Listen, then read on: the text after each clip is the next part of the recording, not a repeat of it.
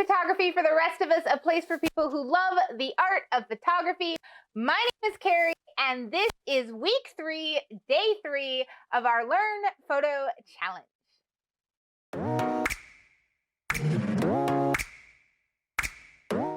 Hey, my favorite people, how are you today? How is week 3 going for you? I see uploads are a little slower, but honestly, that kind of makes me happy because that shows that you guys are like doing the work, right? And working on it. So congratulations on making it to day 3. Hopefully you've been enjoying working with light and shadows. And now we are going to get into some actual lighting, like design choices. So without further ado, today's prompt is high key images. Okay, so what is high key images? High key is kind of defined as bright and light, sometimes airy, not necessarily airy. It's a kind of images you see in most advertisements. It makes you think happy, excited, joyous, true color frequently type of images. So they tend to have, if not a white background, a bright background, and they're just like higher tones of white in the images with no shadows. And the biggest thing there is very minimal to no shadows in your images, and that's kind of what makes them high key. So I have a couple of examples. I'm going to admit right now that this isn't actually what I do. Like when we get into like the super shadowy stuff, I could show you guys images for days, right? Like check out my Instagram. The link is below. There's tons of them on there. I like darker, moodier, velvety images personally. But that doesn't mean that I don't shoot in high key because I work in the commercial sector frequently. And sometimes an image just calls for a high key vibe, right? Like I'm not one to just like, I don't really use presets, but I don't just like hit one preset and go boom, done. Like it's an emotion that each image kind of conveys. So sometimes they're higher key images. But this is what we're gonna do today because I really want to talk to you guys about lighting and lighting techniques and like different tips and tricks. But honestly, if I like started at the beginning, this would be like a 3-day long video and you guys would get bored and click off really fast. So these will be little tidbits. I'm working on additional videos with more information, but like I can only do so much at once. So today we're going to shoot a high key portrait of my daughter Nora, and I'm going to do that in at least 3 different situations. So what I'm going to do is work my way backwards. I'm going to start with in a studio space with ideal conditions and ideal shooting environment using speed lights. Now, I personally would usually use a strobe and probably a beauty dish, but I'm not going to do that today because I do want to keep this in like, hey, I'm starting out, I have basic gear realm. So today I am going to use a speed light and a shoot through umbrella.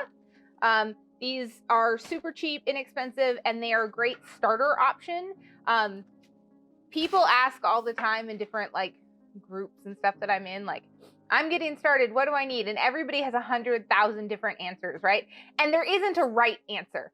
This is kind of my setup for when you're starting out because it's inexpensive, lightweight, and easy to like move around. My ideal setup is not going to be the same as what I would recommend somebody starting with. But the idea is that you want to start with something that doesn't like break the bank so that you can get some really good practice in, figure out exactly what kind of style you like, and then invest in lighting and modifiers in that like go in that style, rather than just like buying the whole shop and then figuring out you don't like half of the items. So this is just a really good, or that you don't like off-camera flash at all, though you're crazy if you don't like it at all, because the control, it's great. So you can tell this is one of my favorite things to do. All right, so like I said, I'm using a speed light, a shoot through umbrella. I also have a cold shoe stand that goes to the end of my my lighting stand, right?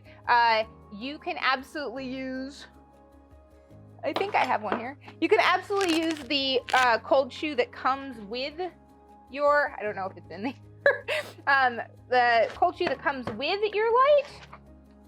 It is not in here. But basically it's a piece of plastic and it looks like feet. I'll put a picture right there so that you guys can see it. But you can do that because at the bottom of that has actually a screw-on hole for a light stand. Light stands you can get super cheap and easy on Amazon or equivalent. Speed lights, if you don't have one and you're looking to invest, I would stick below the $100 mark or somewhere at the $100 mark for a starter. Hey, I'm just learning how to use this one. The brand I use are not in that realm, a little bit more, but they still produce light. And then shoot through umbrellas, I want to say like maybe 20 bucks. So this is a really inexpensive kit to start with. If you want to know more about it, I do have a getting started with off-camera flash video that I will put up there for you guys. So you can check it out there. And I go through the exact same gear, and there was a reason for that. So we are going to use those items to start with, and then we're going to progress. So first, we're going to start in the studio and do some shooting. And then I'm going to take basically the same photo upstairs in my living room using window light, all right? And I'll show you with the flash and then without the flash. When we take the flash off, my biggest thing will be a reflector. This one is a small 5-in-1 reflector. It's called a 5-in-1 reflector because there are 5 colors and, well, 4 colors in a scrim. So we've got silver, white, black, gold, and then this is a scrim, which I've talked about before, but it just diffuses the light. So we're gonna be using one of these as well today. And then when we're done in my living room, I'm gonna go outside. It's pretty sunny out today, so I'm gonna go out in the full sun and show you guys how I would achieve the same type of look or very similar look outside using no flash using no flash and how I would cope with that. So there's going to be different levels to this. There's no right or wrong. I just kind of want you guys to see. I will say right now, I prefer using a studio when I'm doing portraits because I like the control, but I'm a travel photographer. Like, I don't have a studio most of the time.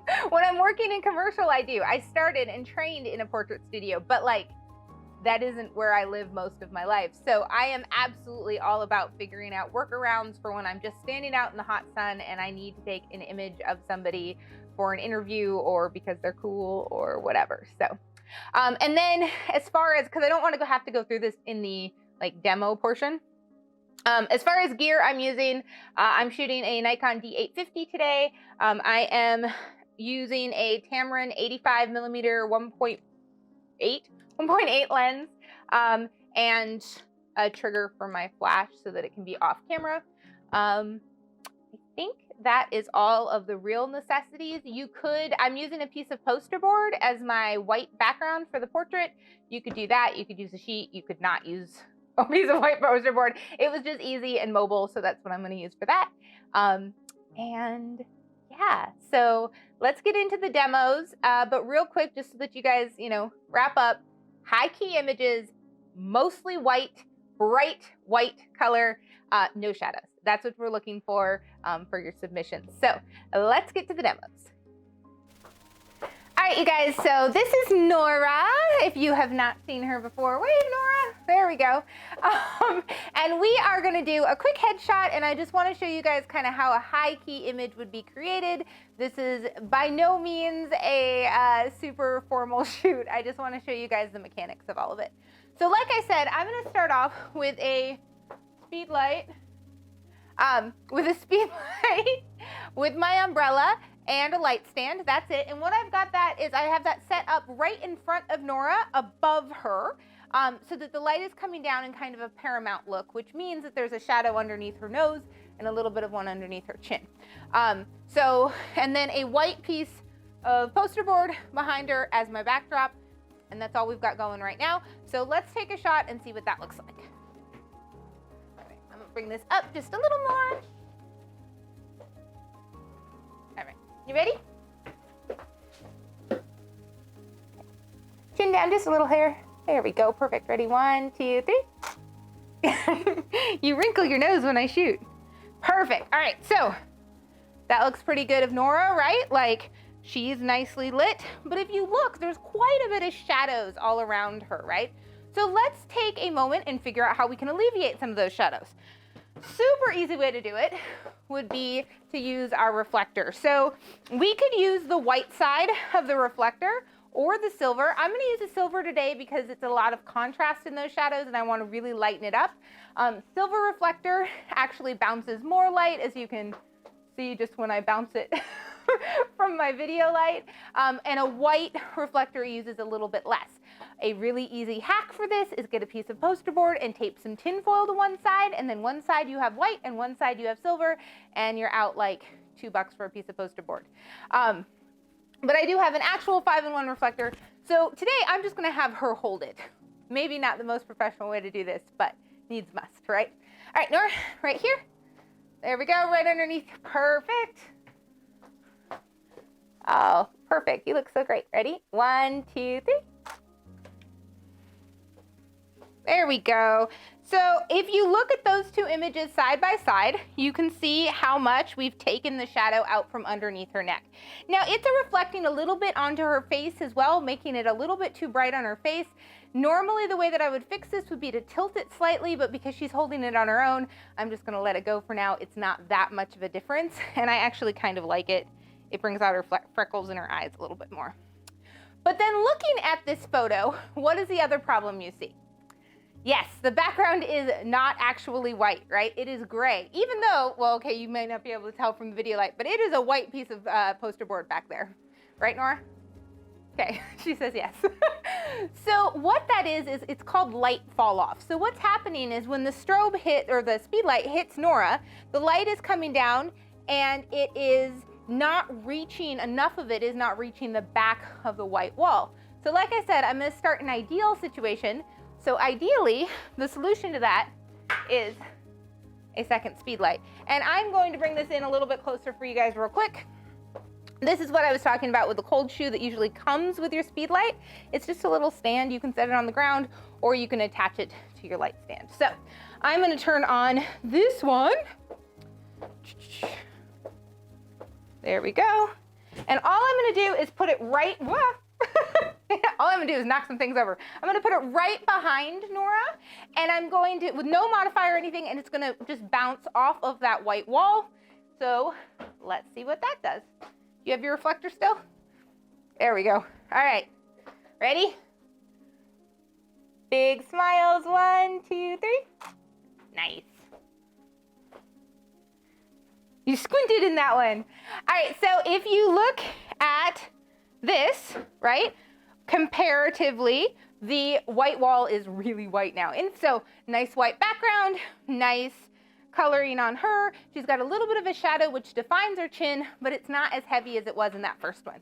So this is ideal setup if you've got multiple speed lights or studio lights and you can set it up. Another easy way to achieve this look, if you have a softbox, like one of those really basic softbox with either the LED or the light bulb, with a square softbox that you can get, and a lot of people start out with, is actually use that as your white background, because all white is in photography is light, right? So you just have the person sit in front of that, and that could be a secondary light if you don't have two speed lights. So let's go upstairs and work with some natural light and see what we can do with that. Intelligent. Okay, so we are upstairs now, and there wasn't enough light coming out of my window this time of day, so what I actually did was just open my back door, and what I did was hang a curtain. This is just a piece of scrim material. You can use an old bed sheet or a curtain, something that's semi-transparent and white, and I hung it over the door where the light is coming in to diffuse the light to get that nice white background. This is similar to what I was talking about when we were downstairs with a softbox. The cat is helping, so don't be surprised if it jumps up on Nora while we're in the middle of this. All right, Nora, so let's try just a shot with just the background so you guys can see how that looks. Now, I am gonna add my off-camera flash here in a second, so my shutter speed while I'm setting everything up is not going to be any higher than 250th of a second. Ready, 1, 2, 3. Nice. So you can see nice white background on Nora, but she's in the shadow. So in order to fix that, we are going to put our speed light in. And this is another reason that I love speed lights, right? Because I'm in control. So turning on the speed light, exactly the same setup as when we were downstairs, right above her to get that nice paramount lighting. Right here, baby, sit up nice and tall. Straighten out the curtain from the cat. Okay, Okay, sit up nice and tall. Ready? 1, 2. Sorry, I'm too close. 1, 2, 3. Okay, so that looks pretty good.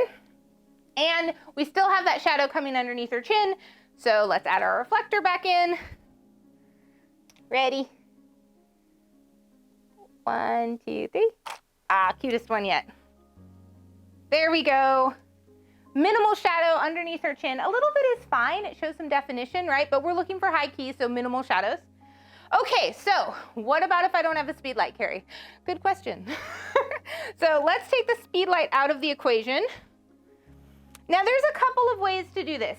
So you could absolutely use 2 pieces of white poster board like what I have over there and kind of make a V on either side of your subject to bounce the light. So there's one here and one here, and then just a little crack for you to shoot through. Or you can use a reflector, which is what I'm gonna do just for ease, but play with it. So if you've never played with a reflector before, it bounces light. And if you look, I'm bouncing it across Nora's face now. Do keep in mind that this does shine light into your subject's face, so they probably don't like it if you do it all the time. keep it controlled.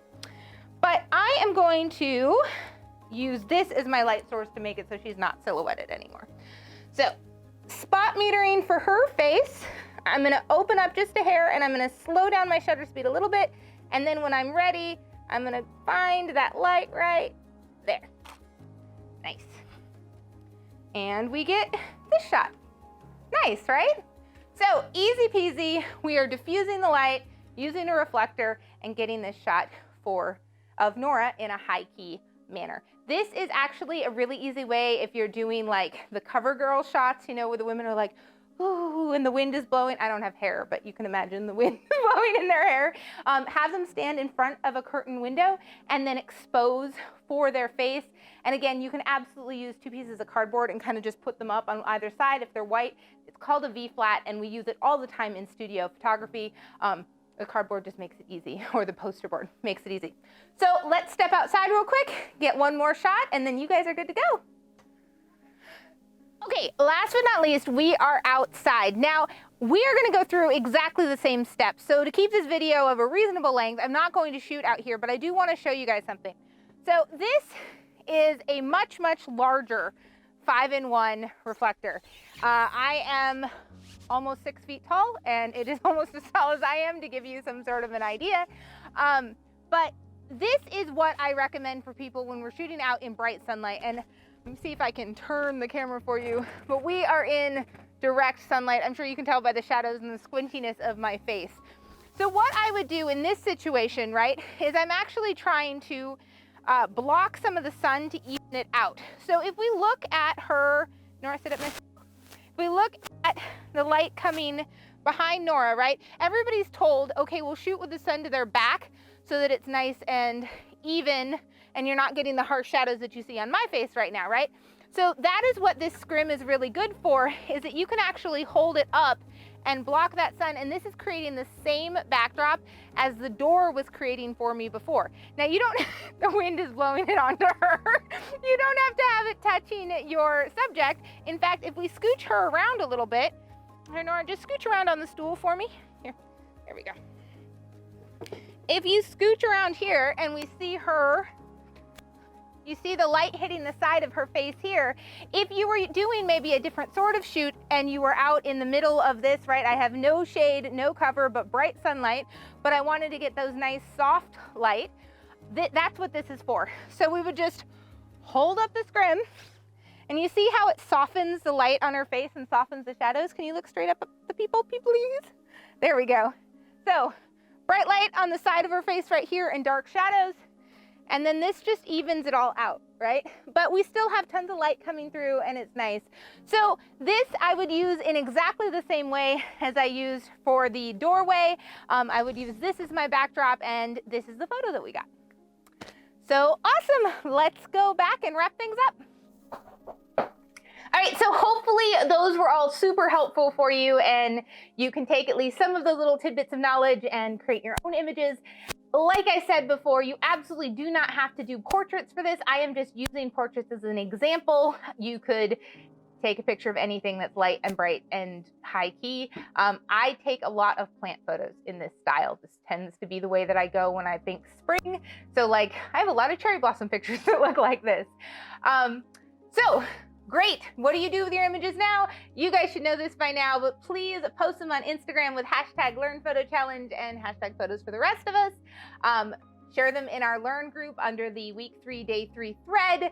Our Learn link for our Learn Facebook group is down in the description. I do get that question quite frequently. It is in the description, you guys, along with my Instagram and Anna Tenne's information. She is the owner of the Learn Facebook group and an amazing, amazing photographer and mentor. So check her out if you get an opportunity. And yeah, if you haven't already, please subscribe. Tell your friends to subscribe. Like the video, notification bell, all the things that YouTubers ask you to do all the time. So you guys should have this down by now.